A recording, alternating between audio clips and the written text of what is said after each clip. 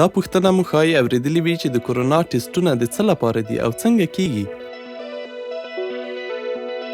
له څه مودې راهیسې کولای شئ په اونۍ کې یو ځل په درملتونونو، کلینیکونو یا ټېسټ په مرکزونو کې د روزل شوو ماهرو کسانو په وسیله د کورونا یو وړیا چټک ټېسټ وکړئ، او یا هم کولای شئ په خپله د زلبس ټېسټ بسته واخلئ او په کور کې ټېسټ وکړئ. د پانډمۍ د مخنيوي د کړنلارې له مخې او د بندیزونو کمولو لپاره د دې ټېسټونو موخه دا ده چې خلک وکړای شي د خپلو خپلوانو له لیدلو یا سینما او تیاترونو ته له تللو وړاندې ټېسټ شي. د بیلګې په توګه که څوک غواړي له خپلې ملګرې سره وویني او ماښام دواړه یو ځای ته ولاړ شي، کولای شي خپله یو ټېسټ وکړي. په دې توګه دوی دا ډاډ ترلاسه کولای شي چې له کورونا وایروسه خلاص دي. چټک او په خپله ترسره کیدونکي ټېسټونه ډېر ژر پایله ښیي او د عالي معیار د لودونکو یا PCR ټېسټونو په پرتله ارزانه دي.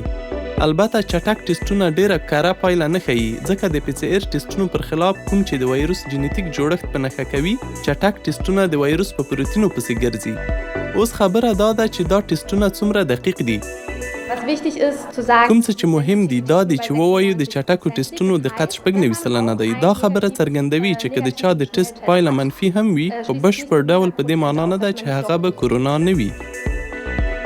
هغه بس دی چې د ټېسټ په مرکزونو کې د روزل شوو ماهرو کسانو له لوري د چټکو ټېسټونو لپاره کارول کیږي په حقیقت کې هماغه د خپله ترسره کیدونکو یا زلبس ټېسټ بستې دي. ډېری هغه یې د پوزې یا ستوني د ترشحاتو له اخیستل شوو نمونو سره کار کوي. ځینې نور ډولونه هم شته چې د خولې له لاړو یا غړغړۍ سره کار کوي. د سمې کارونې لپاره باید په بسته لیکل شوې روښانتیا ولوستل شي. د ټېسټ پایله په شاوخوا 15 دقیقو کې معلومیږي. که د چا د ټېسټ پایله مثبت وي، څه به کیږي؟